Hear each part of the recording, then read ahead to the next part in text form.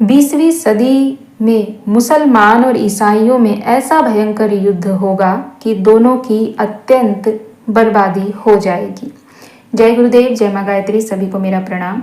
आज हम बात करेंगे युग परिवर्तन से जुड़ी हुई, जिसमें हम जानेंगे कि आने वाले भविष्य में या सतयुग में क्या होने वाला है, हमारी उपासना पद्धति कैसी होगी, हम किस प्रकार से उपासना करेंगे।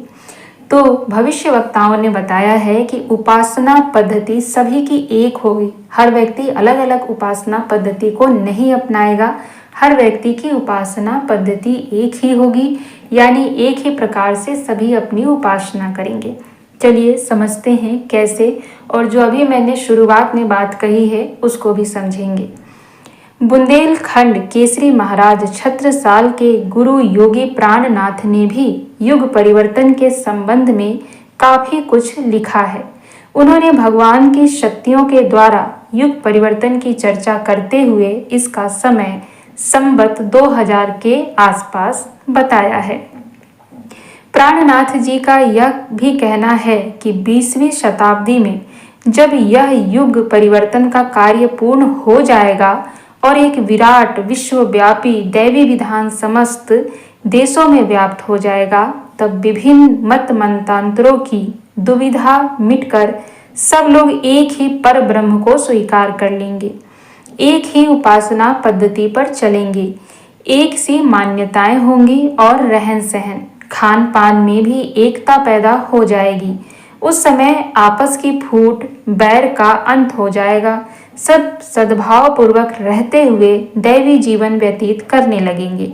यही आदर्श आजकल संसार के समस्त अध्यात्मवादी विद्वान स्वीकार कर रहे हैं और इसी का प्रचार किया जा रहा है। पंजाब में एक प्राचीन कहावत गुरु नानक के नाम से प्रसिद्ध है। क्या है, चलिए बताते हैं। जब आवे संवत 20 तो ईसा रहे न मूसा। इसका आशय यही है कि 20वीं सदी में मुसलमान और ईसाइयों में ऐसा भयंकर युद्ध होगा कि दोनों की अत्यंत बर्बादी हो जाएगी। राधा स्वामी संप्रदाय के प्रधान गुरु स्वामी ब्रह्म शंकर हुजूर महाराज ने कहा है कि निकट भविष्य में ही दैवी क्षेत्र में से आध्यात्मिक लहरें हमारी पृथ्वी पर आधिपत्य जमाने वाली है। इस समय हम जितनी आपत्तियों को अनुभव कर रहे हैं वे सब गायब हो जाएगी और सतयुग से भी बढ़कर प्रेम, आनंद और कल्याण की दशा सर्वत्र व्याप्त हो जाएगी। जो आत्मिक शक्तियां इस समय छिपी पड़ी हैं, तब वे बहुत कुछ प्रकट हो जाएगी।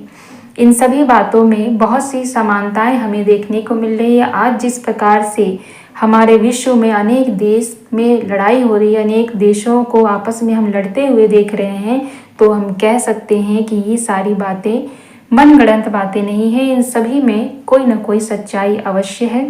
पर हम किसी भी धर्म, किसी भी आस्था को इस प्रकार से हम नहीं कह रहे हैं कि हम उन पर कुछ चोट करना चाहते हैं या उनकी आस्था का अनादर करना चाहते हैं। जो बातें यहाँ लिखी हुई है वही कह रहे हैं, और हमारे भविष्य वक्ताओं ने बहुत सी बातें कही हैं जो आज हमें सत्य प्रतीत हो रही हैं। इसीलिए हम सभी को आने वाले समय के लिए हमारे भविष्य वक्ताएं पहले सचेत करते थे, पहले सचेत करते हैं, और अभी भी बहुत से लोग हैं जो सचेत कर रहे हैं।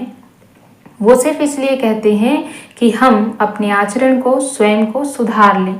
लेकिन आज हम सब स्वयं को इतना विज्ञानमय बना चुके हैं कि हम किसी की बातों का भरोसा नहीं करते हैं, हम किसी को भी अपने से ऊपर मानते नहीं हैं। हमारे लिए आज सभी भविष्य वक्ताएं या फिर हमारी ज्योतिष शास्त्र या हमारा अध्यात्म, हमारी सनातन संस्कृति, ये सभी कुछ जो हैं वो केवल अंधविश्वास रह गई हैं।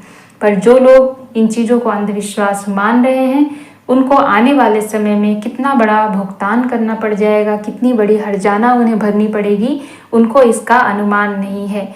इसीलिए हमारी संस्कृति को, हमारे सनातन को और हमारे अध्यात्म को अंधविश्वास कहना छोड़कर हमें उन पर विश्वास करना चाहिए, और जो भी हमारे भविष्य वक्ताओं ने कहा है उन पर हमें विचार करना चाहिए, क्योंकि सभी भविष्य वक्ताएं कोई ऐसे छोटे मोटे नहीं रहे हैं। उन्होंने अपने जीवन में बहुत तप साधनाएं की हैं, स्वयं को तपाया है, स्वयं को साधा है।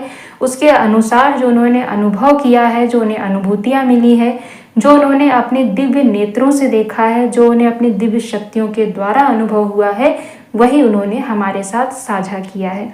तो इसीलिए उनकी बातों को हमें समझना चाहिए और उनकी बातों को समझते हुए हमें उनका अनुसरण करना चाहिए। तो आप सभी को ये जानकारी कैसी लगी मुझे कमेंट करके अवश्य बताइएगा। और पता है आपको क्या करना है, वीडियो को लाइक कीजिए, चैनल को सब्सक्राइब कीजिए, शेयर कीजिए और साथ ही साथ कमेंट में अपनी राय अवश्य बताइए कि आपको ये जानकारियाँ कैसी लगती हैं या आप इन विषयों पे कुछ जानते हैं तो वो भी ज़रूर बताने की कृपा करें। जय गुरुदेव, जय माँ गायत्री, सभी को मेरा प्रणाम।